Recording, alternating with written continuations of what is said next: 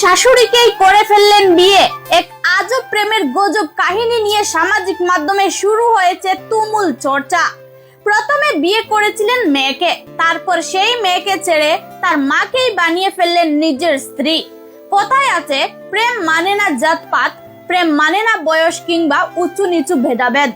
সেই কথাকেই যেন বাস্তবে রূপ দিলেন উত্তরপ্রদেশের কানপুর দেহাত জেলার আকবরপুর এলাকার এক শাশুড়ি ও জামাই। যদিও তারা আগে শাশুড়ি জামাই ছিলেন, তবে বিয়ের পর হয়ে গেলেন স্বামী স্ত্রী। এমনই এক ঘটনা নেট পাড়ায় ভাইরাল হতেই শুরু হয়েছে জোর চর্চা। ভাইরাল হওয়া সেই ভিডিওতে দেখা গিয়েছে রীতিমতো মালা বদল করে হাতে আইনি কাগজ নিয়ে আদালতে দাঁড়িয়ে রয়েছেন তরুণ ও তার প্রাক্তন শাশুড়ি। বিয়ের আগে তরুণ তার স্ত্রীর সঙ্গে সমস্ত সম্পর্ক ছিন্ন করেছিলেন বলে জানা গিয়েছে। শ্বশুর বাড়িতে যাতায়াত করতে করতেই শাশুড়ির প্রতি আকর্ষণ অনুভব করতে শুরু করেছিলেন তরুণ। শাশুড়ির ও এই সম্পর্কে কোনো আপত্তি ছিল না। সামাজিকতা, নিন্দা, পরিবারের মতামত কিংবা সমালোচনা কোনো কিছুরই দাঁড় ধারেনি এই অসম সম্পর্ক।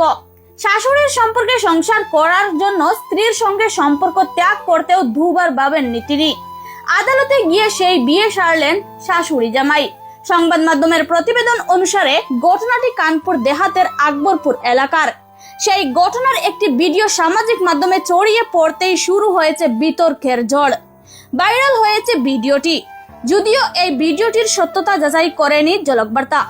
ভাইরাল হওয়া সেই ভিডিওতে দেখা গিয়েছে রীতিমতো মালা বদল করে হাতে আইনি কাগজ নিয়ে আদালতে দাঁড়িয়ে রয়েছেন তরুণ ও তার প্রাক্তন শাশুড়ি।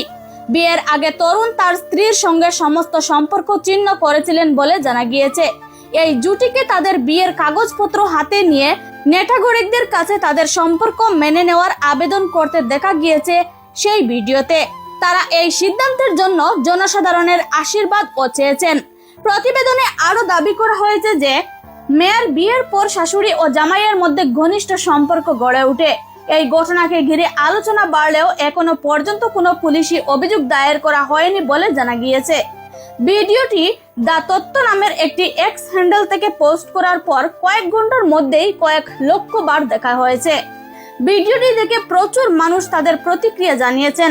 মন্তব্য বিভাগে উপচে পড়ছে নেটিজেনদের মন্তব্য।